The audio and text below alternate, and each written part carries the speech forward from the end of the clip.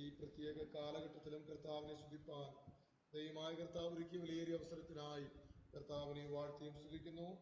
എബ്രായ ലേഖനം 11-ാം അധ്യായത്തിലേക്ക് നമുക്ക് വരാം. 11-ാം അധ്യായത്തിന്റെ 1 മുതൽ 3 വരെയുള്ള വാക്യങ്ങൾ നമുക്ക് വായിക്കാം. എബ്രായ ലേഖനം 11-ാം അധ്യായത്തിന്റെ 1 മുതൽ 3 വരെ.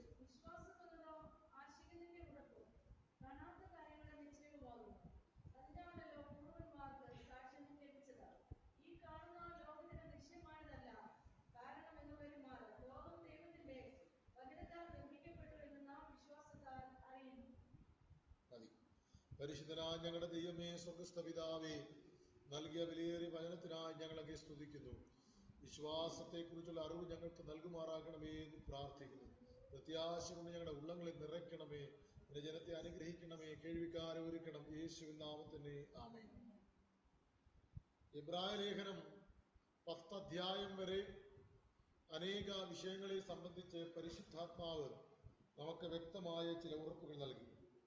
11-ാം അധ്യായത്തിൽ വിശ്വാസത്തിന്റെ നിർവചനമാണ് നൽകുന്നത്.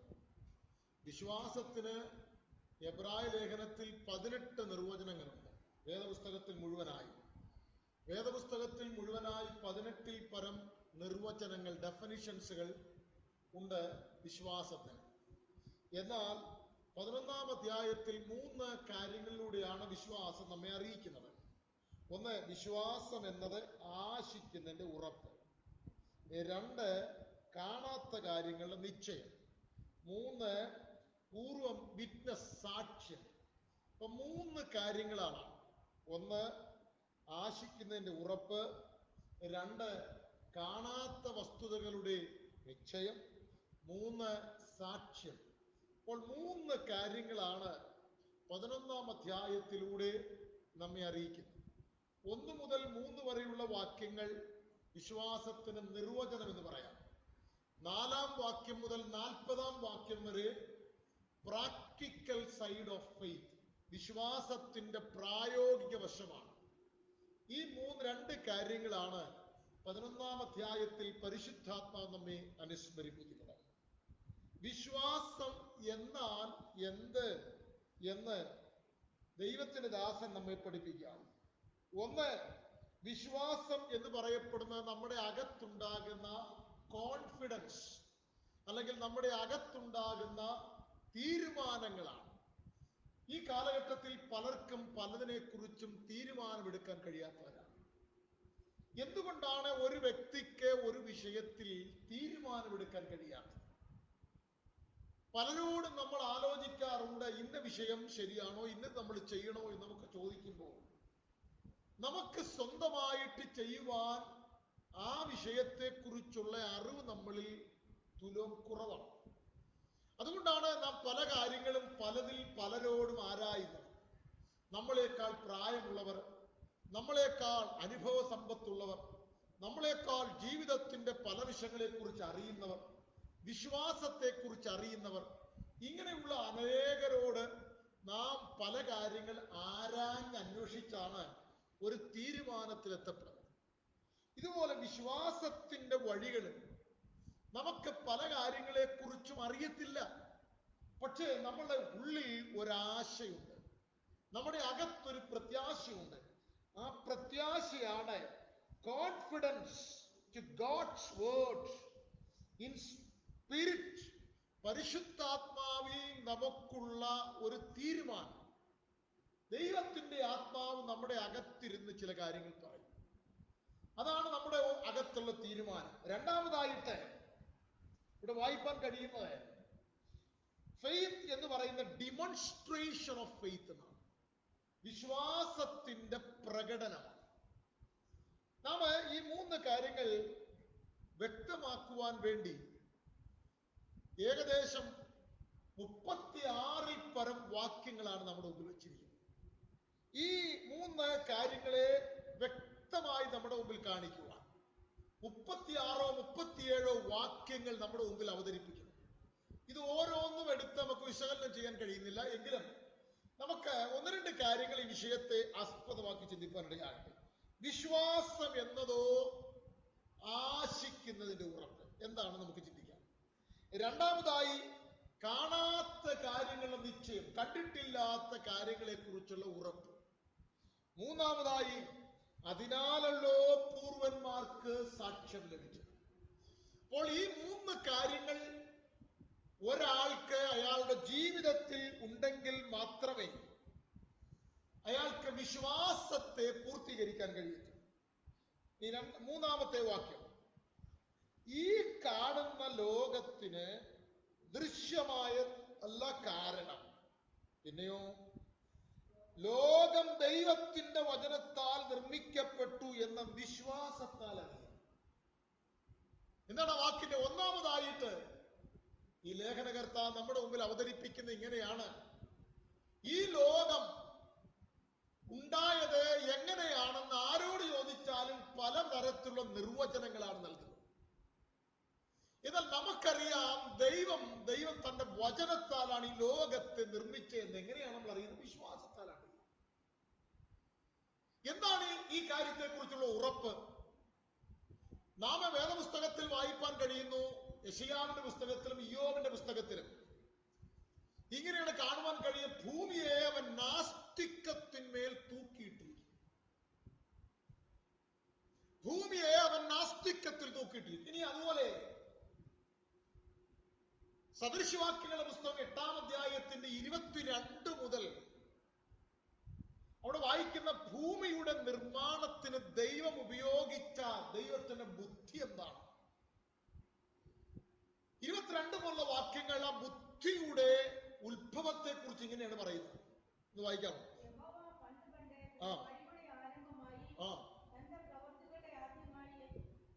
എന്നെ ഉളവാക്കി.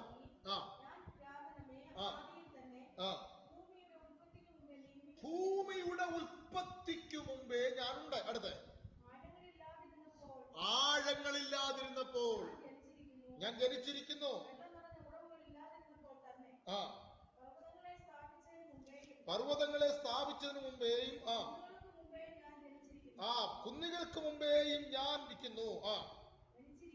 മതി. ഈ ഭാഗത്ത് വായിപ്പാൻ കഴിയുന്നത് ഭൂമിയുടെ നിർമ്മാണം, ഇതിന്റെ എല്ലാം പിന്നിൽ പ്രവർത്തിച്ച ദൈവജ്ഞാനം. യോബിന്റെ പുസ്തകം 26-ാം അധ്യായത്തിന്റെ 7-ാം വാക്യത്തിൽ, യോബിന്റെ പുസ്തകം 26-ന്റെ 7-ാമത്തെ വാക്യത്തിൽ അവിടെ വായിക്കുന്ന ഇങ്ങനെയാണ്: അവൻ ഉത്തരദിക്കിനെ, 26-ന്റെ 7, ഉത്തരദിക്കിനെ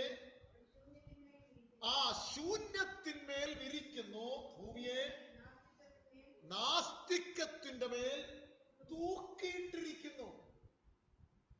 അപ്പോൾ നാസ്തികം എന്ന് പറഞ്ഞാൽ ഒന്നുമില്ല, ശൂന്യമായി. ഇത് ഇന്നേക്ക് 3000-ൽ പരം വർഷങ്ങൾക്ക് 3500-ൽ പരം വർഷങ്ങൾക്കപ്പുറത്ത് എഴുതിയ ലേഖകൻ എഴുതി വച്ചിരിക്കുന്നതാണ്.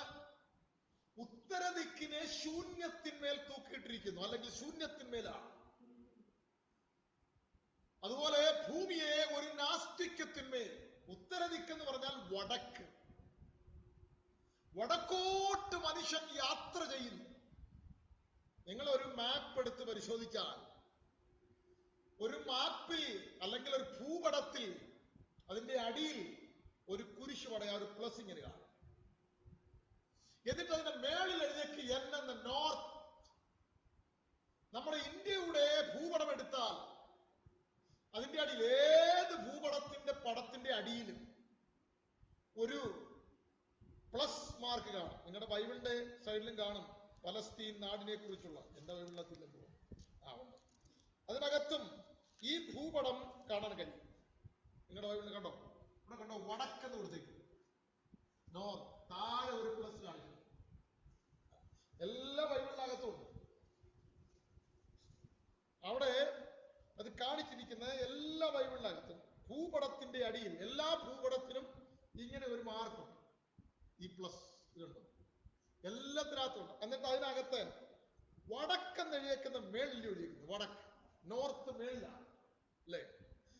ഈ നോർത്ത് കാണിച്ചിരിക്കുന്നത്, അല്ലെങ്കിൽ വടക്ക്, നമ്മുടെ ഇന്ത്യയുടെ വടക്കെന്ന് പറയപ്പെടുന്നത് കാശ്മീരാണ്, തല.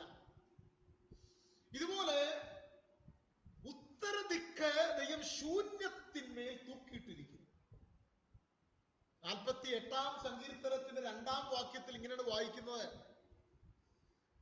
48-ാം സങ്കീർത്തനം 2-ാം വാക്യത്തിൽ മഹാരാജാവിന്റെ നഗരമായ ഉത്തരഗിരിയായ സിയോൻ പർവ്വതം ഉയരം കൊണ്ട് മനോഹരവും സർവഭൂമിയുടെയും മഹാരാജാവിന്റെ നഗരമായ ഉത്തരഗിരി.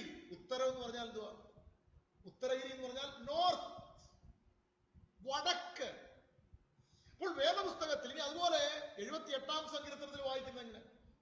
ഉയർച്ച വരുന്ന കിഴക്ക് നിന്നുമല്ല, തെക്ക് നിന്നുമല്ല, പടിഞ്ഞാറ്. പക്ഷെ വടക്കെന്ന് പറഞ്ഞിട്ടില്ല.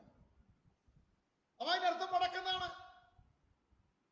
ഉയർച്ച വരുന്നത് കിഴക്ക് നിന്നും തെക്ക് നിന്നും പടിഞ്ഞാറ് നിന്നുമല്ല, ഉയർച്ച വരുന്നത് വടക്ക് നിന്നാണ്. ഇനി അതുപോലെ എസെക്കിയേൽ പ്രവാചകന്റെ പുസ്തകം 1-ാം അധ്യായത്തിൽ വായിക്കുമ്പോൾ, 1-ാം അധ്യായത്തിന് 4-5 വാക്യങ്ങൾ വായിക്കുമ്പോൾ, ഞാൻ നോക്കിക്കൊണ്ടിരിക്കുമ്പോൾ വടക്ക് നിന്ന് പാളിക്കത്തുന്ന ഒരു തീയും ഒരു കാറ്റും വന്നു. 4-5 എസെക്കിയേൽ പ്രവാചകന്റെ പുസ്തകം.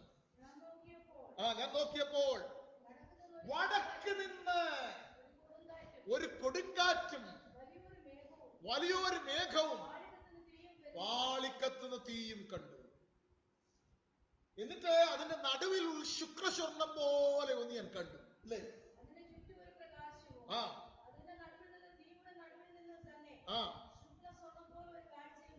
കണ്ടു. ഈ ഭാഗത്തെല്ലാം ഉപയോഗിച്ചിരിക്കുന്ന വടക്ക്. അപ്പോൾ വടക്ക് ശൂന്യത്തിന്മേലാണ്. വടക്ക് മഹാരാജാവിന്റെ നഗരമാണ്. വടക്കെന്ന് പറയപ്പെടുന്നതാണ് ഉയർച്ചയുടെ ഭാഗം. ലോകം അറിഞ്ഞോ അറിയാതെയോ വടക്കിനെ ഉയരത്തിൽ സ്ഥാപിച്ചിരിക്കുകയാണ്. നോർത്ത് ഒരു പ്രധാനപ്പെട്ട കാര്യമാണ്. ഒരുപാട് തെളിവുകൾ നമുക്ക് വേദപുസ്തകത്തിൽ കാണാൻ കഴിയും. ഞാൻ പറഞ്ഞതിന് താല്പര്യം, ഈ ഭാഗത്താണ്. ഇത് ശൂന്യതയിൽ നിൽക്കുകയാണ്. എന്തുകൊണ്ടാണ് ഇത് ശൂന്യതയിൽ നിൽക്കുവാൻ കാരണം? കാരണം അതിനെക്കുറിച്ച് മനുഷ്യൻ പഠനം നടത്തിയാൽ മനുഷ്യൻ മനസ്സിലാക്കാൻ കഴിയുന്നു. ചില ശാസ്ത്രീയ നിരീക്ഷകന്മാർ പറഞ്ഞു ഇങ്ങനെയാണ്: ഈ ലോകത്തിലെ സകല ഗ്രഹങ്ങളും വടക്കോട്ട് യാത്ര ചെയ്തുകൊണ്ടിരിക്കുന്നതാണ്. പ്രവാചകനായ എസെക്കിയേൽ ദർശിച്ചപ്പോൾ കണ്ടത് വടക്ക് നിന്നാണ് ദൈവത്തിന് സിംഹാസനം ഇരിക്കുന്നത്. 48-ാം സങ്കീർത്തനത്തിൽ സങ്കീർത്തനക്കാരൻ പാടിയതും അത് തന്നെയാണ്. ഉത്തരദിക്കാണ് ദൈവത്തിന് സിംഹാസനം. അപ്പോൾ ഈ മനോഹരമായിരിക്കുന്ന കാഴ്ചയാണ് നാം എബ്രായ ലേഖനത്തിൽ 3-ാം അധ്യായത്തിൽ അവർ ദൈവത്തിന്റെ സൃഷ്ടിയെക്കുറിച്ച്, ദൈവം സൃഷ്ടിച്ചതാണ് ഇതെല്ലാം. God is the creator of everything. God created everything. ഇത് നാം വിശ്വാസത്താൽ നാം അറിയുന്നത്. ഒരു ഭക്തൻ മരിച്ചു കഴിഞ്ഞാൽ അവനൊരു യാത്രയിലാണ്. അതുകൊണ്ടാണ് മിക്കവാറും ഹോം ഗോയിങ് സർവീസ്, ഭവനത്തിലേക്കുള്ള യാത്ര. ആ ഭവന യാത്രയാണ്. നാഗൽ സാഹിബ് എഴുതിയ പാട്ടാണ്. മലയാളത്തിൽ സാഹിബ് എഴുതിയ പാട്ട് നമ്മൾ പാടുന്നുണ്ട്. സമയമാം രഥത്തിൽ ഞാൻ സ്വർഗയാത്ര ചെയ്യുന്നു. അദ്ദേഹം സഭായോഗത്തിന് വേണ്ടി പാടിയതാണ്. നമ്മളത് പാടിയാൽ ഉടനെ അത് മരിച്ച വീട്ടിലായി സഭായോഗത്തിന് ആരെങ്കിലും പാടും. അപ്പൊ ഞാൻ പറഞ്ഞ താല്പര്യം, അദ്ദേഹം അത് പാടിയ സമയമാം രഥത്തിൽ ഞാൻ സ്വർഗയാത്ര ചെയ്യുന്നു. ഒരു യാത്രക്കാരാണ്. ദൈവവിശ്വാസികളെ സംബന്ധിച്ചിടത്തോളം നാം ഈ ലോകത്തിൽ ഒരു യാത്രക്കാരാണ്. യാത്ര ചെയ്യുന്ന ഒരു വ്യക്തി ലഗേജ് അധികം സൂക്ഷിക്കത്തില്ല. ഏറ്റവും ഭാരം കുറഞ്ഞ വസ്തുക്കൾ കൊണ്ടേ ഒരു യാത്ര ചെയ്യും. ഇതുപോലെയാണ് ക്രിസ്തീയ വിശ്വാസ ജീവിതത്തിൽ പത്രോസ് അപ്പോസ്തലൻ പറയുന്നത്, നമ്മൾ ഈ ലോകത്തിൽ യാത്രക്കാരാണ്, മുസാഫിറാണ്. We are sojourners and travellers. നാം പരദേശികളും പ്രവാസികളുമായ നമ്മുടെ ഈ ഭൗതിക ജീവിതം. അതുപോലെ തന്നെ അപ്പോസ്തലനായ പൗലോസ് 2 കൊരിന്ത്യ ലേഖനം 5-ാം അധ്യായത്തിൽ വായിക്കുന്ന കൂടാരമായ ഭൗമം അഴിഞ്ഞു പോകും, കൈപ്പണിയല്ലാത്ത ദൈവത്തിന്റെ ദാനമായോ ഒരു കെട്ടിടം ഞങ്ങൾക്കുണ്ട്. ഞങ്ങൾക്ക് അവിടേക്കുള്ള യാത്രയിലാണ്. We are preparing for a journey. അപ്പോൾ ഈ യാത്രയിലാണ് ഇസ്രായേൽ ജനം മിസ്രയീമിൽ നിന്ന് പുറപ്പെട്ട് 40 വർഷം മരുഭൂമിയിലൂടെ യാത്ര. എന്തിനാ യാത്ര ചെയ്ത്? ഒരു കനാൻ കാട്ടിലെത്തുവാൻ. അവർക്കൊരു മനോഹരമായ ഒരു ദേശം ഉണ്ടായിരുന്നു. അതുകൊണ്ടാണ് ആവർത്തന പുസ്തകം 8-ാം അധ്യായത്തിൽ വായിക്കുന്നത്, നല്ലൊരു ദേശത്തേക്കല്ലോ ഞാൻ നിങ്ങളെ കൊണ്ടുപോകുന്നത്. ആ ദേശത്തെ കുറിച്ച് 8-ാം അധ്യായത്തിൽ ആവർത്തന പുസ്തകത്തിൽ വായിക്കുന്ന ഇങ്ങനെയാണ്. വളരെ മനോഹരമായ ദേശത്തെ കുറിച്ച്. പാറയിൽ നിന്ന് വെട്ടിയെടുക്കുന്ന താമ്രമുള്ള സ്ഥലം, പാലും തേനും ഒഴുകുന്ന ദേശം, മനോഹരമായ ദേശം, നിങ്ങൾ ഭക്ഷിച്ച് തൃപ്തി പ്രാപിക്കുന്ന സ്ഥലം. എന്താണ് ഈ പാലും തേനും ഒഴുകുക എന്ന് പറഞ്ഞു കഴിഞ്ഞാൽ എന്റെ അർത്ഥം? പാലും തേനും ഒഴുകുക എന്ന് പറഞ്ഞാൽ അന്നത്തെ പശുക്കൾക്ക് പ്രത്യേകതരം പുല്ലുകൾ അവിടെ ഉണ്ട്, ഇന്നും ഉണ്ടെന്നാ പറയുന്നത്. ആ പുല്ല് ഭക്ഷിച്ചിട്ട് അവസാനം ഈ ഗോക്കൾക്ക്, പശുക്കൾക്ക് ഭക്ഷിച്ച് വയർ നിറഞ്ഞു കഴിഞ്ഞിട്ട് ഇതിന്റെ അകിടിൽ നിന്ന് പാലിങ്ങനെ ഈ പുല്ലിന്റെ പുറത്തേക്ക് വീഴുകയാണ്. അത്രയ്ക്ക് ഭയങ്കരമായ പാല് കൊടുക്കുന്ന പശുക്കൾ ഇവിടെ ഉണ്ടെന്നാണ് പറയുന്നത്. അവിടെ നിന്ന് ഉത്പാദിക്കപ്പെടുന്ന ഒരു വെജിറ്റബിൾ മത്തങ്ങായിക്ക് 100 കിലോഗ്രാം വെയിറ്റ് ഉണ്ടെന്നാണ്. ഞാൻ പറഞ്ഞ താല്പര്യം, അത്ര മനോഹരമായ ദേശമാണ് കനാൻ ദേശം, ഇന്ന് ഇസ്രായേൽ പാർക്കുന്ന സ്ഥലം. ഇങ്ങനെ ഒരു മനോഹര ദേശത്തേക്കുള്ള ഒരു യാത്രയാണ്. അങ്ങനെ ഭൗമികമായ ലോകത്തിലെ കനാൻ ദേശം ഇത്ര സുന്ദരമാണെങ്കിൽ കർത്താവ് തന്റെ ജനത്തിനൊരുക്കുന്ന ദേശം എത്ര മനോഹരമാണ്. അവർ മനോഹരമായ ഒരു ദേശത്തെ കണ്ട ഒരു യാത്ര പുറപ്പെട്ടു.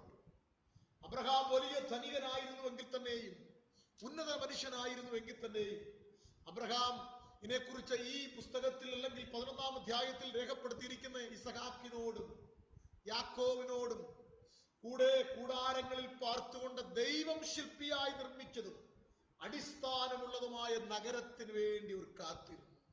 ഇപ്പൊ ദൈവം അടിസ്ഥാനമിട്ട ഒരു നഗരം, ദൈവം പണിത ഒരു നഗരം, ഈ നഗരത്തിനായി പഴയ നിയമത്തിലെ വിശുദ്ധന്മാരെല്ലാം പ്രതീക്ഷയോടെ ആ നഗരത്തിൽ പ്രവേശനത്തിനായി അവർ വളരെ പ്രതീക്ഷയുണ്ടായിരുന്നു. അതുകൊണ്ടാണ് ഇതിന്റെ 3-ാം വാക്യത്തിൽ വായിക്കുന്ന ഈ കാണുന്ന ലോകത്തിന് ദൃശ്യമായതല്ല കാരണം എന്ന് വരുമാറ് ലോകം ദൈവത്തിന്റെ വചനത്താൽ നിർമ്മിക്കപ്പെട്ടു എന്ന് വിശ്വാസത്താൽ നാം അറിയുന്നു. ഇനിയും അതിന്റെ പ്രാക്ടിക്കൽ സൈഡുകളാണ് ഹാബേൽ മുതൽ ഇങ്ങോട്ട് രേഖപ്പെടുത്തിയിരിക്കുന്നത്. എന്നിട്ട് ചില വ്യക്തികളുടെ വിശ്വാസ ജീവിതത്തെ കുറിച്ച് ഡിഫൈൻ ചെയ്യുവാൻ സ്ഥലമില്ല എന്ന് പറയുകയാണ്. ബാരാക്ക്, ഗിദയോൻ മുതലായവരെ കുറിച്ച് എഴുതുവാൻ സ്ഥലം പോരാ എന്ന് എബ്രായ ലേഖനകർത്താവ് പറയുകയാണ്. നമുക്ക് താഴോട്ട് വായിക്കുമ്പോൾ എല്ലാവരെ കുറിച്ച് നമുക്ക് ചിന്തിപ്പാൻ കഴിയത്തില്ല. 1-2 പേരെ കുറിച്ച് ചിന്തിക്കാം. നോഹയെ കുറിച്ച് ചിന്തിക്കുമ്പോൾ നോഹയുടെ വിശ്വാസം ഏതിലായിരുന്നു? ഹാനോക്കിനെ കുറിച്ച് ചിന്തിക്കുമ്പോൾ ഏതിലായിരുന്നു? അബ്രഹാമിനെ കുറിച്ച് ചിന്തിക്കുമ്പോൾ ഏതിലായി? ഓരോരുത്തരുടെയും വിശ്വാസ ജീവിതത്തിന് ഓരോ കാര്യങ്ങളുണ്ടായിരുന്നു. നോഹയുടെ വിശ്വാസ ജീവിതം ഏതിലായിരുന്നു? അന്നുവരെയും കണ്ടിട്ടില്ലാത്തതിനെ കുറിച്ച്, അങ്ങനല്ലേ കൊടുത്തേക്കുന്നേ, വിശ്വാസത്താൽ നോഹതാൻ അതുവരെയും കാണാത്തവയെ കുറിച്ച് അരുളപ്പാടുണ്ടായിട്ട്, അതുവരെയും കണ്ടിട്ടില്ലാത്ത എന്തുവായിരുന്നു? മഴ. ഒരു വലിയ പേമാരി 40 രാവും 40 പകലും പെയ്യുന്ന, കണ്ടിന്യൂസ് ആയി നിരന്തരമായി പെയ്യുന്ന ഒരു മഴ. ഇതിനെക്കുറിച്ചൊരു അരുളപ്പാട് തനിക്ക് കിട്ടിയപ്പോൾ തൻ വിശ്വാസം, എന്നിട്ട് നോഹയോട് ദൈവം പറഞ്ഞു, നീ ഒരു പെട്ടകമുണ്ടാക്കണം. 90-ൽ പരം വർഷം താൻ പ്രസംഗിച്ചു. ഈ ദീർഘവർഷങ്ങൾ താൻ ഈ മഴയെ കുറിച്ച് പ്രസംഗിച്ചു. ഒരൊറ്റയാൾ പോലും മാനസാന്തരപ്പെട്ടില്ല. നമ്മൾ ചിന്തിക്കരുത് നമ്മൾ പ്രസംഗിക്കുമ്പോൾ എല്ലാവരും ഒക്കെ വിശ്വാസത്തിൽ വരുമെന്ന്. വളരെ ചുരുക്കം. ആ പെട്ടകത്തിൽ തന്റെ കുടുംബമല്ലാതെ, അതുകൊണ്ട് അവിടെ അങ്ങനെയാ വളരെ വ്യക്തമായി വിശ്വാസത്തെ കുറിച്ച് പറയുന്നു. നോഹ അതുവരെയും കാണാത്തവയെ കുറിച്ച് അരുളപ്പാടുണ്ടായിട്ട് ഭയഭക്തി വീണ്ട കുടുംബത്തിനായി ഒരു പെട്ടകം തീർത്തു. വലിയ ഒരു പെട്ടകമാണ് തീർത്ത്. ആരെങ്കിലും രക്ഷപ്പെടുന്നെങ്കിൽ രക്ഷപ്പെട്ടോട്ടെ എന്നുള്ള വിചാരത്തിലും വിശ്വാസത്തിലുമാണ് താൻ ഈ പെട്ടകം പണി കഴിപ്പിച്ചത്. പക്ഷെ ഒരാൾ പോലും തന്റെ കുടുംബമല്ലാതെ, അല്പജനം എന്ന് വെച്ചാൽ, പത്രോസ് അപ്പോസ്തലൻ പറയുന്നത് അല്പജനം എന്ന് വെച്ചാൽ 8 പേർ വെള്ളത്തിലൂടെ രക്ഷ പ്രാപിച്ചു. അത് രക്ഷയുടെ മുൻകൂറാകുന്നു എന്ന് 1 പത്രോസ് ലേഖനം 3-ാം അധ്യായത്തിൽ അപ്പോസ്തലനായ പത്രോസ് പറയുന്നുണ്ട്, അല്ലേ? അല്പജനം എന്ന് വെച്ചാൽ, വേണമെങ്കിൽ നിങ്ങൾ ആ ഭാഗം ഒന്ന് വായിക്കാം. പത്രോസിന്റെ 1-ാം ലേഖനത്തിൽ പത്രോസ് അപ്പോസ്തലൻ പറയുന്നത് ഇങ്ങനെയാണ്: അല്പജനം എന്ന് വെച്ചാൽ 8 പേർ വെള്ളത്തിലൂടെ രക്ഷ പ്രാപിച്ചു. എന്ന് അപ്പോസ്തലനായ പത്രോസ് ഈ വിഷയത്തെ ആസ്പദമാക്കി നമ്മെ അനുസ്മരിപ്പിക്കുന്നുണ്ട്. ഞാൻ പറഞ്ഞതിന്റെ താല്പര്യം, വിശ്വാസം എന്ന് പറയപ്പെടുന്നത് നാം ചില കാര്യങ്ങൾ പ്രാപിക്കുവാൻ, നാം ചിലതിനെ പ്രാപിച്ചെടുക്കുവാൻ വേണ്ടി ദൈവം നമുക്ക് നൽകിയിരിക്കുന്ന ഒരു വലിയ വാഗ്ദത്തമാണ്.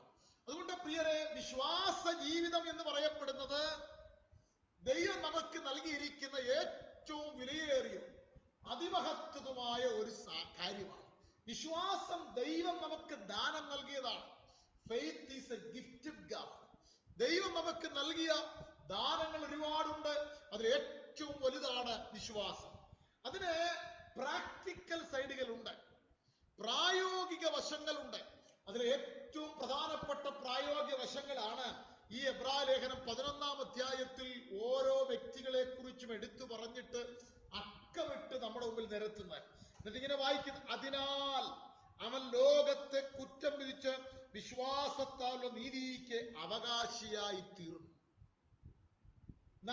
ഞാനും നിങ്ങളും ദൈവത്തിന്റെ വചനത്തിൽ വിശ്വസിക്കുമ്പോൾ, when you and me believe the oracles of God, ദൈവത്തിന്റെ അരുളപ്പാടുകളെ നാം വിശ്വസിക്കുമ്പോൾ ഈ ലോകത്തിന് നമ്മൾ എന്താണ് കാഴ്ചവെക്കുന്നത്? ലോകത്തെ ന്യായം വിധിക്കുക.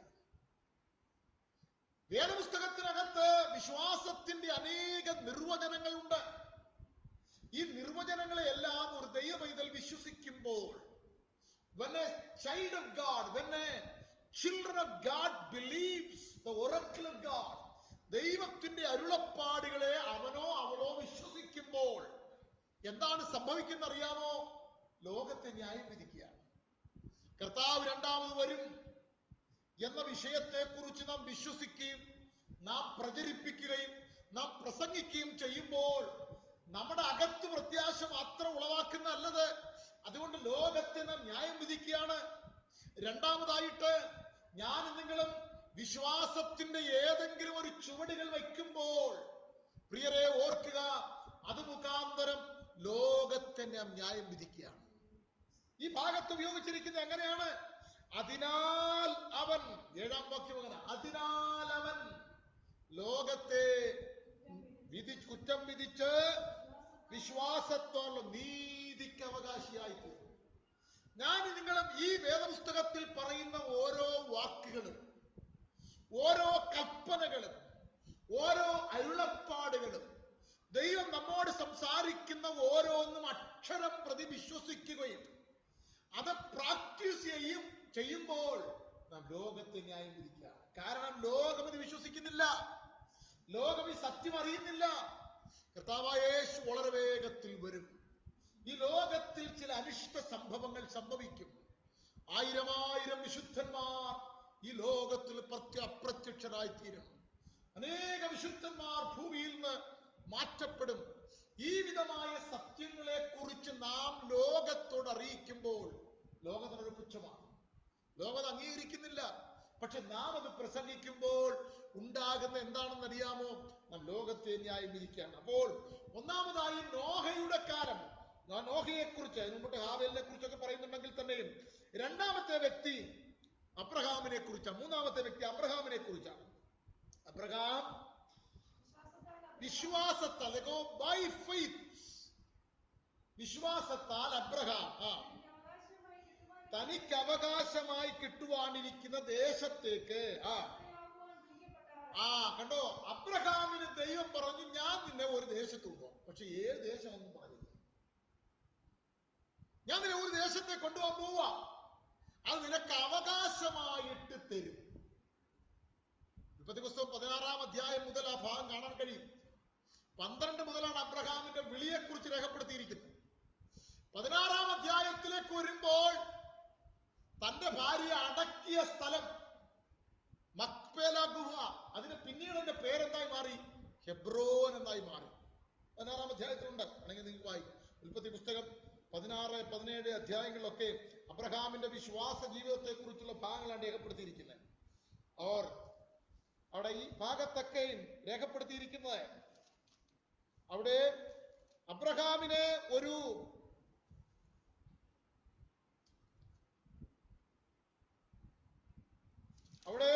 16-ാം അധ്യായത്തിൽ അബ്രഹാമിന്റെ വിശ്വാസ ജീവിതത്തിന്റെ ചില വഴികളെ കുറിച്ച് രേഖപ്പെടുത്തിയിട്ട് പിന്നീട് അബ്രഹാം വയസ്സ് ചെന്ന് തനിക്ക് ഒരു സ്ഥലം ലഭിച്ചതായിട്ടും ദൈവം തന്റെ ഭാര്യയായിരിക്കുന്ന സാറയെ അവിടെ അടക്കി അവിടെ ഹിത്യരുടെ കയ്യിൽ നിന്ന് താൻ ആ സ്ഥലം വാങ്ങി എന്നുമാണ് 23-ാം അധ്യായത്തിന്റെ 5 മുതലുള്ള വാക്യത്തിൽ, ചാപ്റ്റർ 23 വേഴ്സ് 5 onwards. യജമാനനെ കേട്ടാലും ഹിത്യർ അബ്രഹാമിനോട് യജമാനനെ കേട്ടാലും നീ ഞങ്ങളുടെ ഇടയിൽ ദൈവത്തിന്റെ പ്രഭുവാണ്.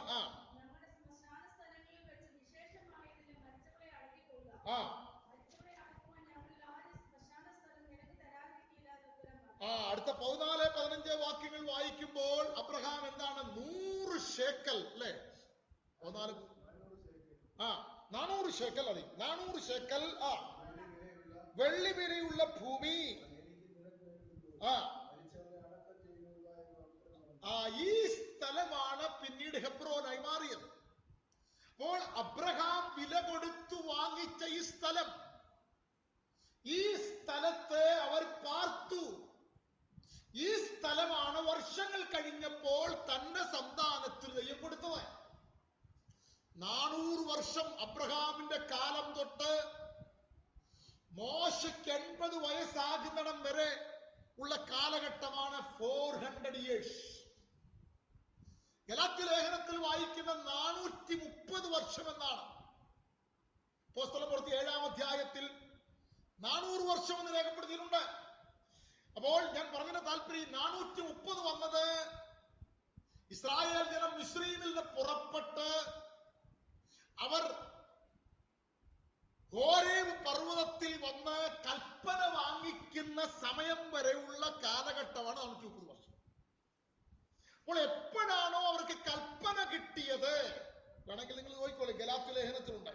ഗലാത്യ ലേഖനത്തിൽ വായിക്കുന്നത് അവർക്ക് ദൈവം ആ ദേശം വാഗ്ദത്തം ചെയ്തു. 3-ാം അധ്യായത്തിന്റെ 17-ാം വാക്യം. ഞാൻ പറയുന്നതിന്റെ താല്പര്യമോ 430 ആണ്ട് കഴിഞ്ഞിട്ട് ഉണ്ടായ ന്യായപ്രമാണം കണ്ടോ. ഈ ഭാഗത്ത് കാണുവാൻ കഴിഞ്ഞ ഇസ്രായേൽ ജനം, ഇസ്രായേൽ എന്നുള്ള പേരുണ്ടായത് അവർക്ക് ഈ കൽപ്പന ലഭിച്ചതിന് ശേഷം. അവര് മൗണ്ട് ഹോരേബ്, സീനായ് പർവ്വതത്തിന്റെ അടിവാരത്തിൽ, സീനായ്ക്ക് 2 പേരാ, ഹോരേബ് പർവ്വതം എന്നും സീനായ് പർവ്വതം എന്ന് പറയുന്നത് ഒന്ന് തന്നെയാണ്. അപ്പോൾ ഈ സീനായ് പർവ്വതത്തിന്റെ അടിവാരത്തിൽ വന്നപ്പോൾ യഹോവയായ ദൈവം അവർക്ക് കൽപ്പനകൾ കൊടുത്തു. കൽപ്പന ലഭിച്ച സമയം മുതലാണ് ഇസ്രായേൽ ജനം സ്വന്തം ജനമായി മാറിയത്. ഈ കാലഘട്ടത്തിൽ നമ്മൾ ഓർക്കണം, ഗലാത്യ ലേഖനത്തിൽ അതാണ് നമ്മെ അനുസ്മരിപ്പിക്കുന്നത്. ദൈവത്തിന്റെ കൽപ്പന അനുസരിക്കുക, ദൈവത്തെ ആരാധിക്കുക. 3 പ്രധാനപ്പെട്ട കാര്യങ്ങളാണ് ഇസ്രായേൽ എന്ന പേര് കൊണ്ട് ദൈവം അർത്ഥമാക്കുന്നത്. 1, ദൈവത്തെ അറിയുന്നവർ, ദൈവത്തിന്റെ സ്വന്തം ജനം, people of god. People belongs to god, ദൈവത്തിന്റെ സ്വന്തം ജനം. 2-ാമത്തെ കാര്യം, ദൈവത്തിന്റെ വാഗ്ദത്തമുള്ളവർ, മശിഹായുടെ വാഗ്ദത്തമുള്ളവർ. They have plenty of promises. അവർ ഈ വാഗ്ദത്തങ്ങളെ അവകാശമാക്കുന്നവരാണ്. 3-ാമത്തെ കാര്യം, ദൈവത്തെ ആത്മാവ് കൊണ്ട് ആരാധിക്കുന്നവർ. എന്നാൽ വർഷങ്ങളായിട്ട് അവർ ഇതെല്ലാം നഷ്ടപ്പെടുത്തി കളഞ്ഞു. ഇത് നഷ്ടപ്പെടുത്തി കളഞ്ഞിട്ട് പുതിയ നിയമത്തിൽ അപ്പോസ്തലനായ പൗലോസ് ഫിലിപ്പ്യ ലേഖനം 3-ാം അധ്യായത്തിൽ പറയുന്നത് ഇങ്ങനെയാണ്, നാമല്ലോ പരിച്ഛേദനക്കാർ. എന്നിട്ട് അപ്പോസ്തലൻ പറയുന്ന കാര്യം ഇങ്ങനെയാണ്. 3-ാം അധ്യായത്തിൽ ഫിലിപ്പ്യ ലേഖനത്തിൽ അതിന്റെ 1, 2, 3 വാക്യങ്ങൾ താഴോട്ട് വായിക്കുമ്പോൾ നാമല്ലോ പരിച്ഛേദനക്കാർ. എന്നിട്ട് താഴോട്ട് പറഞ്ഞിട്ട് നാമല്ലോ പരിച്ഛേദനക്കാർ. ദൈവത്തിന്റെ ആത്മാവ് കൊണ്ട് ആരാധിക്കുകയും ക്രിസ്തയേശുവിൽ പ്രശംസിക്കുകയും ജഡത്തിൽ ആശ്രയിക്കാതിരിക്കുകയും ചെയ്യുന്ന നാമല്ലോ നാം തന്നെ. It's A reality. പുതിയ നിയമത്തിലെ വിശ്വാസികൾക്ക് ദൈവം ഇത് കൊടുത്തു. പഴയ നിയമത്തിലെ ദൈവജനത്തിന്, ഇസ്രായേൽ ജനത്തിന് ദൈവം വാഗ്ദത്തം കൊടുത്തു. അവർ വിശ്വസിച്ചില്ല. ദൈവം ഒരു വാഗ്ദത്ത ദേശം കൊടുത്തു, അവരത് വിശ്വസിച്ചില്ല. ഒരു കനാൻ അവർക്ക് വാഗ്ദത്തം ചെയ്തു. അവർ ആരാധിക്കേണ്ട ജനമാണ്. എവിടെ പോയാലും സമാഗമന കൂടാരം അവരുടെ കൂടാരത്തിന് മധ്യത്തിലാണ്. അതിന് ചുറ്റുപാടുമാണ് അവർ കൂടാരമടിക്കേണ്ടത്. അതിന്റെ കാരണം അവർക്ക് ആരാധനയുള്ള ജനമാണ്.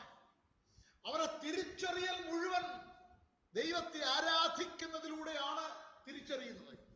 രണ്ട്, അവർ ദൈവത്തിന്റെ കൽപ്പന അനുസരിക്കണം. ആവർത്തന പുസ്തകം 3-4 അധ്യായങ്ങളിൽ ദൈവത്തിന്റെ ദാസനായ മോശ പറയുന്നത്, നിങ്ങൾ ഈ കൽപ്പനകളെ അനുസരിക്കുമ്പോഴാണ് അന്യജാതിക്കാർ നിങ്ങൾ ഇത്ര ജ്ഞാനമുള്ള ജനമെന്ന് പറയുന്നത്. ഇത്ര ജ്ഞാനമുള്ള ജനമെന്ന് ഒരാളെ കുറിച്ച് ഒരാൾ പറയുന്ന ദൈവത്തിന്റെ കൽപ്പനകൾ അനുസരിക്കുന്നത് കൊണ്ടാണ്. ലോകക്കാർക്ക് പ്രത്യേക കൽപ്പനയില്ല, ഒരു പ്രിൻസിപ്പിൾ ഇല്ല. ഉന്നത വിദ്യാഭ്യാസം ഉണ്ടെങ്കിൽ തന്നെയും മോറൽ ജ്ഞാനമില്ല, ധാർമ്മികമായ സ്റ്റാൻഡേർഡ് ഇല്ല. എത്ര ഉന്നതന്മാരായിരുന്നാൽ തന്നെയും, വലിയ ധനവാന്മാരായിരുന്നാൽ തന്നെയും, ഈ ലോക മനുഷ്യരാണെങ്കിൽ അവരുടെ ഏറ്റവും വലിയ പ്രത്യേകത എത്ര ധനം കിട്ടിയാലും മതി വരുന്നത്. എന്നാൽ ദൈവജനത്തെ സംബന്ധിച്ചിടത്തോളം അവരെ അറിയേണ്ട ഏറ്റവും പ്രധാനപ്പെട്ട കാര്യം ഉണ്ണുവാനും ഉടുക്കുവാനും ഉണ്ടെങ്കിൽ മതി. ഈ ഒരു സംതൃപ്തി ജയത്തിന്റെ ഹൃദയത്തിൽ ദൈവം ഇട്ടിരിക്കുകയാണ്. ദൈവം നമ്മുടെ ഹൃദയത്തിനകത്തിട്ടിരിക്കുന്ന വലിയ സംതൃപ്തിയാണ്. ഒരു ലോക മനുഷ്യൻ കഴിഞ്ഞ ദിവസം പറഞ്ഞൊരു പ്രസംഗം പറയുകയാണ്, ഒരു മനുഷ്യൻ നല്ലവനായിരിക്കണമെങ്കിൽ അടിസ്ഥാനപരമായി അയാൾക്കുണ്ടാകേണ്ട ഏറ്റവും പ്രധാന ക്വാളിറ്റി, അയാള് ധനമോഹിയായിരിക്കും. അടിസ്ഥാനപരമായി ഒരാള് നല്ല സ്വഭാവം സൂക്ഷിക്കുവാൻ ആഗ്രഹിക്കുന്നുവെങ്കിൽ അദ്ദേഹത്തെ കുറിച്ച് പറയുന്നത് ഇങ്ങനെയാണ്, അദ്ദേഹം ധനമോഹിയായിരിക്കുന്നത്. ധനമോഹികളായ മനുഷ്യർക്ക് ഒരിക്കലും നല്ല ഒരു സ്വഭാവം സൂക്ഷിക്കാൻ കഴിയത്തില്ല.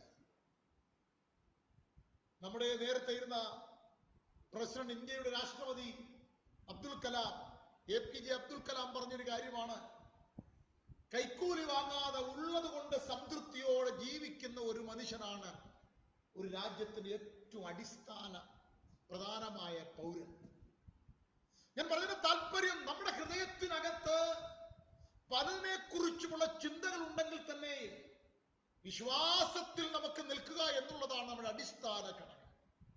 അബ്രഹാം വലിയ ധനികനായിരുന്നുവെങ്കിൽ തന്നെയും തൻ കൂടാരങ്ങളിൽ പാർത്തുകൊണ്ട് ഇസഹാക്കിനോടും കൊച്ചുമകനായിരിക്കുന്ന യാക്കോബിനോടും പറഞ്ഞ കാര്യമുണ്ട്. ഈ 11-ാം അധ്യായത്തിൽ അബ്രഹാം പറയുന്ന ഒരു കാര്യമുണ്ട്. അതിന്റെ 8-ാം വാക്യം, വിശ്വാസത്താൽ അബ്രഹാം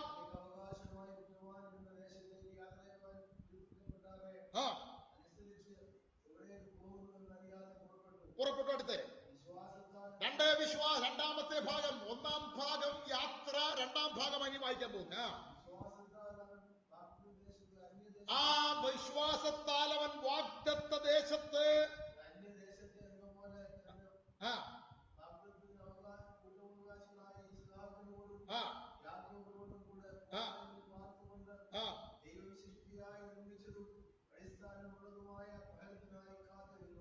രണ്ടാമത്തെ പാർട്ട്, ഇനിയും ദൈവം പറഞ്ഞ നന്മ അവന് കിട്ടി. അവിടെ കിട്ടിയ വാഗ്ദത്ത ദേശത്ത് അബ്രഹാം ചെന്നു. ആദ്യം പറഞ്ഞു എവിടേക്ക് യാത്രയാണെന്ന് അറിയുന്നില്ല. അങ്ങനെ അബ്രഹാം കനാൻ ദേശത്ത് എന്ന് പാർത്തു. കനാൻ ദേശത്ത് എന്ന് പാർത്തപ്പോഴാണ് അടുത്ത വെളിപ്പാട് ദൈവം കൊടുക്കുന്നത്, രണ്ടാമത്തെ വിശ്വാസത്തിന്റെ വഴി കൊടുക്കുന്നത്. രണ്ടാമത്തെ വിശ്വാസത്തിന്റെ വഴി എന്താണ്?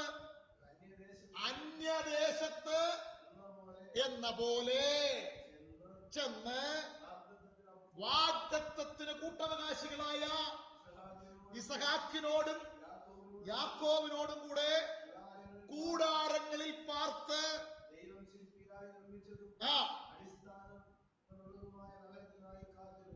ഇതല്ല മക്കളെ യഥാർത്ഥ നഗരം. ഈ ഭവനമല്ല യഥാർത്ഥ ഭവനം.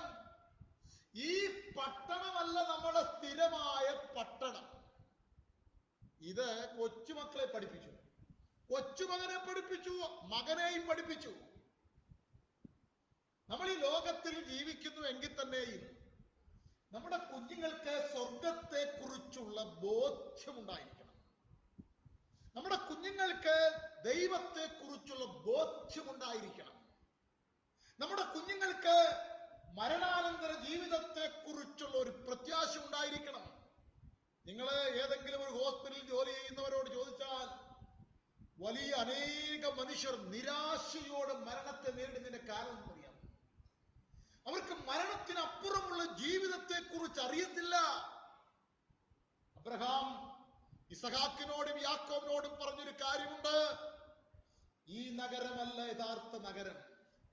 നമുക്ക് മറ്റൊരു നഗരമുണ്ട്, മറ്റൊരു പട്ടണമുണ്ട്. അത് ദൈവം നിർമ്മിച്ച പട്ടണമാണ്.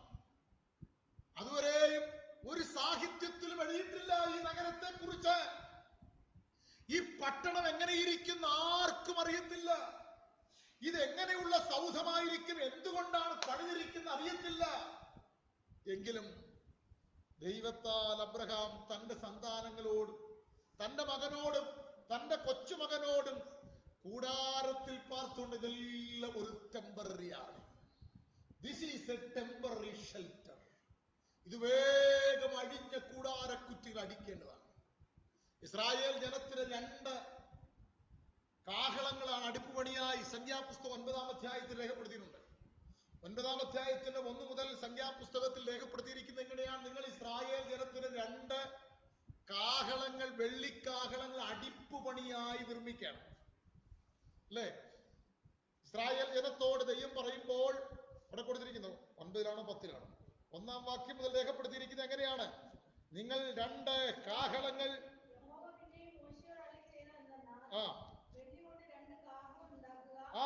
വെള്ളി കൊണ്ട് 2 കാഹളങ്ങൾ ഉണ്ടാക്കണം. 10-ാം അധ്യായത്തിൽ 1 മുതൽ അടിപ്പുപണിയായവ ഉണ്ടാക്കണം.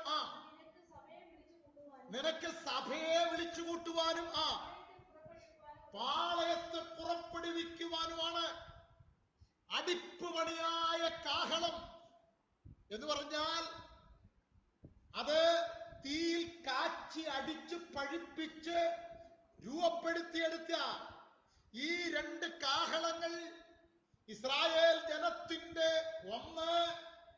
ആദ്യത്തെ കാഹളം ഊതുമ്പോൾ ജനമെല്ലാം കൂടാരത്തിന് ചുറ്റും വരണം. 2ാമത്തെ കാഹളം ഊതുമ്പോൾ ജനം പുറപ്പെട്ടിരിക്കണം. ഈ 2 കാഹളങ്ങളും അടിപ്പുപണി എന്ന് കാണിക്കുന്നത് വളരെ പ്രതിസന്ധിയുടെ മധ്യത്തിലൂടെ ലോകത്തിന് കൊടുത്തതാണ്. 1ാമത്തെ കാഹളം എന്ന് പറയുന്ന സുവിശേഷത്തിന്റെ കാഹളം, ദ ഗോസ്പൽ. ഞാൻ നിങ്ങളും ഈ സത്വർത്തമാനം കേട്ടവരാണ്, ഈ സുവിശേഷത്തിന്റെ വാക്കുകൾ കേട്ടവരാണ്.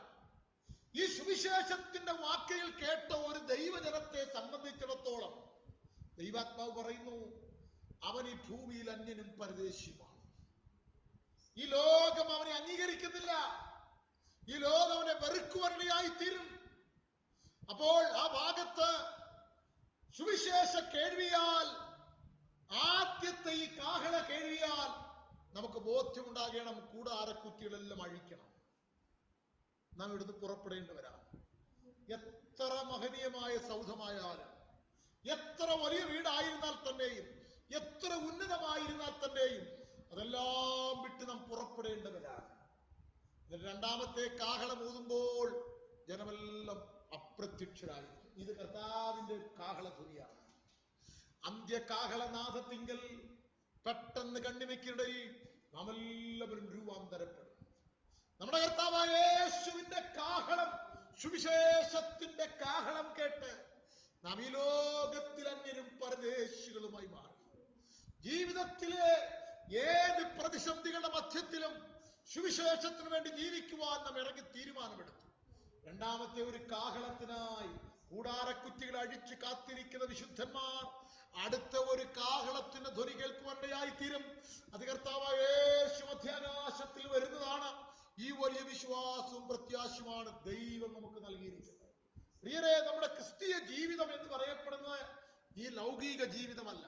ഇതിനപ്പുറമായി ഒരു പ്രത്യാശ നൽകുന്ന ജീവിതമാണ് ദൈവം നമുക്ക് നൽകിയിരിക്കുന്നത്. അബ്രഹാം ഇസഹാക്കിനോടും യാക്കോബിനോടും കൂടെ ആ അന്യദേശത്തെന്ന പോലെ വാഗ്ദത്തത്തിന് കൂട്ടവകാശികളായ ഇസഹാക്കിനോടും യാക്കോബിനോടും കൂടെ കൂടാരങ്ങൾ പാർത്തുകൊണ്ട് ദൈവം ശില്പിയായി നിർമ്മിച്ചതും അടിസ്ഥാനമുള്ള നഗരത്തിനായി കാത്തിരുന്നു.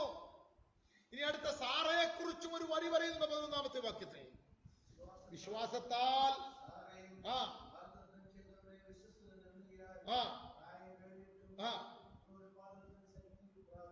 കണ്ടോ? അടുത്ത അതുകൊണ്ട് ഒരുവന്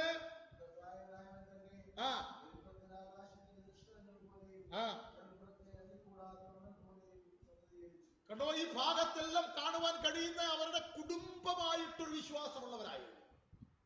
ഭാര്യയും ഭർത്താവും അപ്പനും കൊച്ചുമകനും മകനും കൊച്ചുമകനും എല്ലാം വിശ്വാസ ജീവിതം നയിച്ചവരായിട്ടാണ് ഒരു സാക്ഷ്യം നൽകുകയാണ്. വിശ്വാസത്തിന്റെ ഒരു സാക്ഷ്യം നൽകുകയാണ്. പ്രിയരെ, വിശ്വാസത്തിന്റെ സാക്ഷ്യം താഴോട്ടെല്ലാവരും. എന്നിട്ട് 13-ാമത്തെ വാക്യം, അവരെല്ലാവരും വാഗ്ദത്ത നിവർത്തി പ്രാപിക്കാതെ ദൂരത്തു നിന്നതിനെ കണ്ടും അഭിനന്ദിച്ചും ഒരു ദൈവഭക്തൻ മരിക്കുമ്പോൾ അവൻ പറയുക, ഞങ്ങളുടെ ഈ ഭൗതിക ജീവിതകാലം തീർന്നു. യാക്കോബ് ഫറവോന്റെ അടുത്ത് എന്നപ്പോൾ ഫറവോൻ ചോദിച്ച് എത്ര വയസ്സായെന്ന് ചോദിച്ചപ്പോൾ ഫറവോന്റെ മുമ്പിൽ വെച്ച് യാക്കോബ് പറഞ്ഞൊരു ഭാഗം ഉൽപ്പത്തി പുസ്തകം 47-ാം അധ്യായത്തിലാണെന്ന് തോന്നുന്നു. അവിടെ കാണാൻ കഴിയുന്നു, എന്റെ പരദേശ പ്രയാണ കാലം എന്ന് താന് പറഞ്ഞ ഒരു ഭാഗം അവിടെ കാണാൻ കഴിയുന്നു. എന്റെ പരദേശ പ്രയാണ കാലം 9-ാമത്തെ വാക്യം 47-9 ഉൽപ്പത്തി പുസ്തകം. യാക്കോബ് ഫറവോനോട് എന്റെ പരദേശ പ്രയാണത്തിന്റെ കാലം 130 സംവത്സരമായിരുന്നു. അടുത്തത് എന്റെ ആയുഷ്കാലം ചുരുക്കവും കഷ്ടമുള്ളത്രേ. അടുത്ത്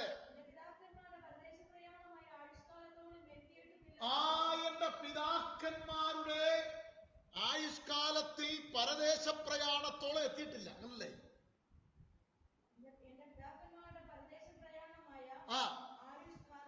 അപ്പോൾ പഴയ നിയമത്തിലെ വിശുദ്ധന്മാരെല്ലാം അവരുടെ ആയുഷ്കാലത്ത് എന്ത് പേരിൽ അറിയപ്പെട്ടിരുന്നത്?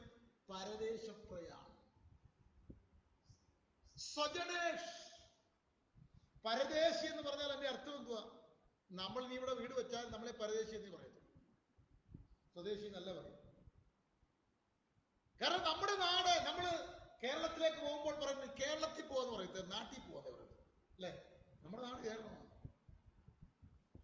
അതാണ് നാട്ടിൽ പോവാന്ന് പറയുന്നത്. എന്നാ ഇവിടുത്തെ മഹാരാഷ്ട്രീയൻസ് പറയുന്നത്. അപ്പൊ ഞാൻ പറഞ്ഞതിന് താല്പര്യം, നമുക്ക് സ്വന്തമായ ഒരു ദേശമുണ്ട്, നമുക്കൊരു ദേശമുണ്ട്. അതുകൊണ്ടാണ് ഫിലിപ്പിയ ലേഖനത്തിൽ അതിന്റെ 3-ാം അധ്യായത്തിന്റെ അവസാന വാക്യത്തിൽ അപ്പോസ്തലൻ പറയുന്നത് എങ്ങനെ? നമ്മുടെ ഒരുത്തമോ സ്വർഗത്തിലാണ്, അവിടെ നമ്മുടെ കർത്താവായ യേശു രക്ഷിതാവായി വരുമെന്ന് നാം കാത്തിരിക്കുന്നു. അവൻ നമ്മുടെ താഴ്ചയുള്ള ശരീരത്തെ തന്റെ മഹത്വമുള്ള ശരീരത്തോടെ അനുരൂപമായി രൂപാന്തരപ്പെടുത്തും. ഞാൻ പറഞ്ഞതിന് താല്പര്യം, ഈ ഭാഗത്ത് രേഖപ്പെടുത്തിയിരിക്കുന്നത് നമ്മുടെ പൗരത്വം, നമ്മുടെ ലോക ജീവിതം താൽക്കാലികമാണ്. നമുക്ക് മറ്റൊരു ദേശത്തേക്ക് യാത്രയാകേണ്ടതാണ്. അപ്പോൾ ഈ ഒരു കാര്യത്തെ കുറിച്ച് വിശ്വാസം നമ്മുടെ അകത്ത് നഷ്ടപ്പെടുത്തി കളയുവാനാണ് പിശാച് നമുക്ക് എന്തെല്ലാം നന്മകൾ ഈ ലോകത്തിൽ തരും. നമ്മുടെ കാഴ്ചപ്പാടുകളെല്ലാം നഷ്ടപ്പെട്ടു പോകും. ആ ഫിനിഷിംഗ് പോയിന്റിൽ നമ്മുടെ കർത്താവ് നിൽക്കുകയാണ്. അതുകൊണ്ടാണ് അപ്പോസ്തലൻ 1 കൊരിന്ത്യർ ലേഖനം 15-ാം അധ്യായം മുഴുവൻ ഈ കാര്യം എക്സ്പ്ലെയിൻ ചെയ്യുകയാണ്. യേശു ഉയർത്തെഴുന്നേറ്റില്ല എങ്കിൽ നിങ്ങളുടെ വിശ്വാസം വ്യർത്ഥം, ഞങ്ങളുടെ പ്രസംഗവും വ്യർത്ഥം. എന്നിട്ട് ആ പാരഗ്രാഫ് അവസാനിക്കുന്ന എങ്ങനെയാണ്? നാം ഈ ലോകത്തിൽ ഈ ആയുസ്സിൽ മാത്രം പ്രത്യാശിക്കുന്നവരെങ്കിൽ നാം സകല മനുഷ്യരും അരിഷ്ടന്മാർ. നമുക്ക് ഈ ഭാഗത്തേക്ക് മടങ്ങി വരാം. അവരെല്ലാവരും വാഗ്ദത്തം നിവർത്തി പ്രാപിക്കാതെ. എന്ത് ഈ വാഗ്ദത്ത നിവർത്തി എന്ന് പറഞ്ഞാൽ? അവൻ 40-ാമത്തെ വാക്യത്തിലുള്ള വാഗ്ദത്ത നിവൃത്തി എന്താണ്? 11-ാമത്തെ വാക്യത്തിൽ അവർ നമ്മെ കൂടാതെ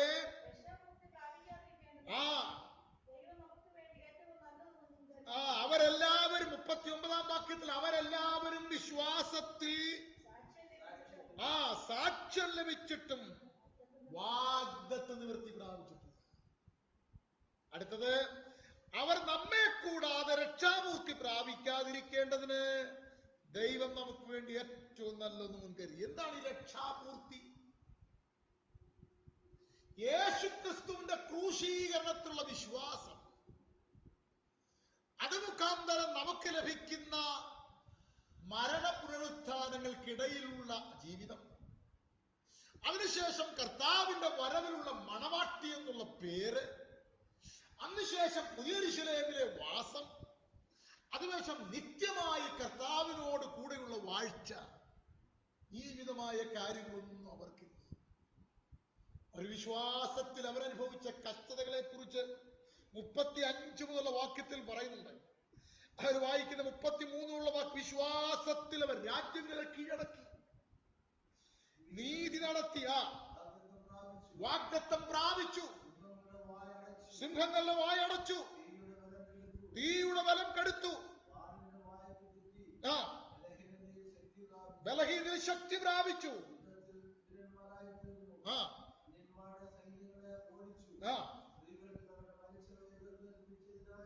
തിരികെ കിട്ടി. അടുത്ത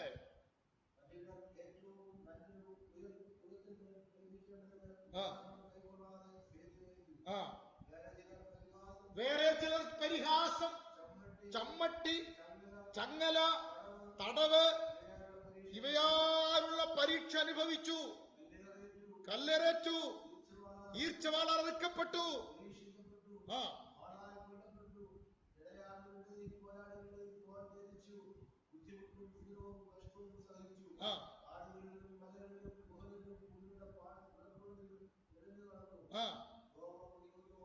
ലോകം അവർക്ക് യോഗ്യമല്ലായിരുന്നു.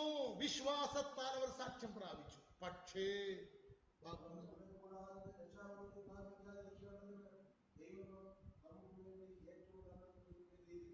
ഉണ്ടോ, ഇത്രയും കഷ്ടതയിലൂടെ ഈ ജനം കടന്നുപോയി. കല്ലേറനുഭവിച്ചു, ജടയാളികളുടെയും കോലാളികളുടെയും തോൽ ധരിച്ചു, ഈർച്ചവാളാർ കൊല്ലപ്പെട്ടു.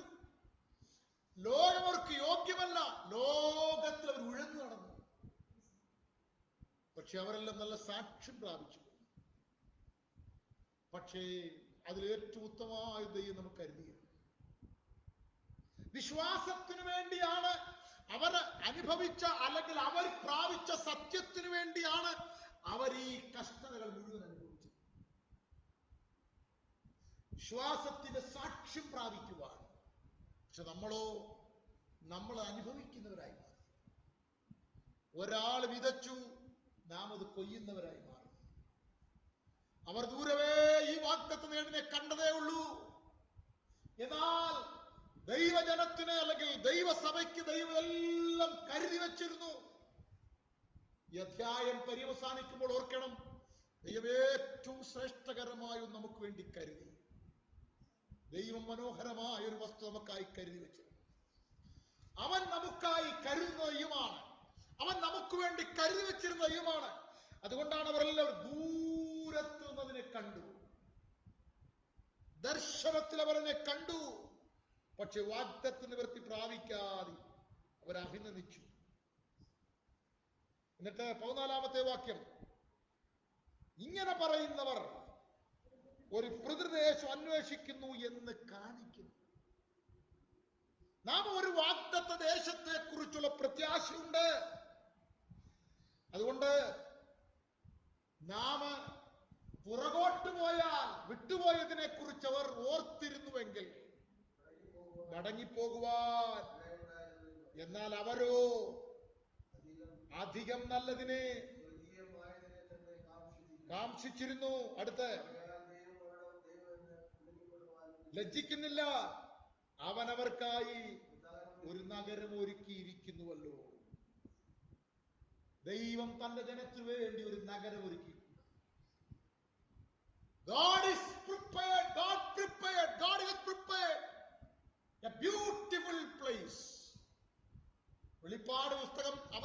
പ്രഖ്യാപിക്കുന്നത് ഈ നഗരത്തെ കുറിച്ചുള്ള ശ്രേഷ്ഠതയാണ്. 21-ാം അധ്യായത്തിൽ വായിക്കുന്ന ഇങ്ങനെയാണ്: ഭർത്താവിനായി അലങ്കരിക്കപ്പെട്ട മണവാട്ടിയെ പോലെ പുതിയ യെരൂശലേം സ്വർഗത്തിൽ നിറങ്ങുന്ന ഞാൻ കണ്ടു. പുതിയ യെരൂശലേം എന്ന നഗരം ഭർത്താവിനായി അലങ്കരിക്കപ്പെട്ടവരെ പോലെ സ്വർഗത്തിൽ നിറങ്ങി ഞാൻ കണ്ടു. അതിന്റെ നീളം, വീതി, ഉയരം, അതിന്റെ വാസസ്ഥാനം, അതിന്റെ അടിസ്ഥാനങ്ങൾ, അതിന്റെ താമസ സ്ഥലങ്ങൾ, മനോഹരമായ എല്ലാം അക്ഷരപ്രകാരം നമ്മുടെ മുമ്പിൽ എഴുതി വെച്ചിട്ടുണ്ട്. എന്നാൽ ആ ഭക്തന്മാർ ഇതൊന്നും കാണാത്തവരായിരുന്നു. കാണാത്ത ഭക്തന്മാർ കാണാതെ വിശ്വസിച്ചു. ഒരു രേഖയും അവരുടെ കയ്യിലില്ല. ദൂരെ കണ്ട ഒരു ദർശനം മാത്രമാണ്. എന്നാൽ പുതിയ നിയമം വരെ വിശ്വാസിക്ക് എഴുതി കയ്യിൽ കൊടുത്തു. ഒരു അപ്പൻ മോന്റെ കയ്യിൽ ഒരു മനോഹരമായ സൗധം പണിതിട്ട്, മോനെ അതിന്റെ നീളം ഇത്ര, മോനെ അതിന്റെ വീതി ഇത്ര, മോനെ അതിന്റെ മുറികൾ ഇത്ര, അതിനകത്ത് ഏതൊക്കെ ഫർണിച്ചർ ഉണ്ട്, എന്തൊക്കെ ഉണ്ട് എന്നൊക്കെ പറഞ്ഞ് എഴുതി കൊടുത്തിട്ടും മോന് വിശ്വാസം. കർത്താവ് ദേവസ്വത്തിൽ എഴുതി വെച്ചിരിക്കുക. അതിന്റെ വീതിയെക്കുറിച്ച്, നീളത്തെക്കുറിച്ച്, ഉയരത്തെക്കുറിച്ച്, അതിനെ എങ്ങനെ പണിതിരിക്കുന്നു എന്ന്, അതിലേക്ക് ആരൊക്കെ പാർക്കുമെന്ന്, ഈ വിധമായ കാര്യങ്ങളെ കുറിച്ചെല്ലാം വളരെ വ്യക്തമായി നമുക്ക് ദൈവം എഴുതി ഈ പുസ്തകം നൽകി. എന്നിട്ടും നമുക്ക് ഈ ഭൗതികമായ വസ്തുക്കളെ കുറിച്ചാണ് പൗലോസ് അപ്പോസ്തലൻ പറയുന്നത്: ലോകത്തിൽ ക്രിസ്തുവിനെ നേടേണ്ടതിനെ ഞാൻ ലോകത്തിലെ സകലരെയും ചവറൊന്നും ചപ്പൊന്നും വേണ്ട. വിശ്വാസത്തിൽ ആ വാഗ്ദത്തം പ്രാപിക്കുവാൻ, വിശ്വാസത്തിൽ അതിനെ പ്രാപിക്കുവാൻ നാം ക്രിസ്തീയ ജീവിതത്തിൽ അനേക പ്രതിസന്ധികളിലൂടെ കടന്നു പോകേണ്ടതാണ്. എന്റെ വാക്കുകളുടെ പര്യവസാനിപ്പാൻ ആഗ്രഹിക്കാം.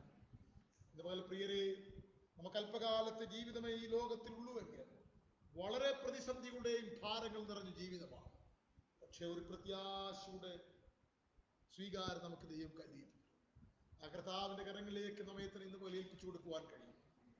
പ്രത്യാശയോട് നമുക്ക് ജീവിപ്പാനിടയായി തീരട്ടെ. കർത്താവിന്റെ രാജ്യത്തിനു വേണ്ടി ജീവിപ്പാനിടയായി തീരട്ടെ. യേശുക്രിസ്തുവിന്റെ സ്നേഹം നിറഞ്ഞിരിക്കുന്ന ആ വലിയ സൗധത്തിലേക്കുള്ള പ്രവേശനത്തിനാണ് കർത്താവ് നമ്മെ വിളിച്ചിരിക്കുന്നത്. വിശ്വാസത്തിന്റെ ആ വലിയ പ്രത്യാശ നമ്മുടെ അകത്ത് നിറയുവാൻ നമ്മെ തന്നെ കർത്താവിന്റെ കരങ്ങളിലേക്ക് ഏൽപ്പിച്ചുകൊണ്ട് നമുക്ക് പ്രാർത്ഥിക്കാം. ഉണ്ടെനിക്കായൊരു മോക്ഷ വീട് ഇണ്ടലകം